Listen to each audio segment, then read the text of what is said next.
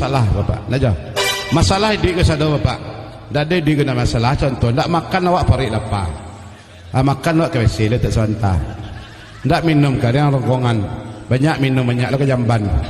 Duduk saja awak ku ngek. Jalan kaki letik panek. Nek onda kambang pusek. Nek oto beli minyak atau ngek.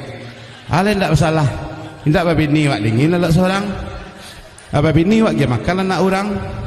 Apa bini cek bini gua tambah lambu tambah usang banyak lo nak gadi jalan kadang. Apa bini dua berdutul lo kau belakang. Apa bini 3 bingung kemana ke pulang.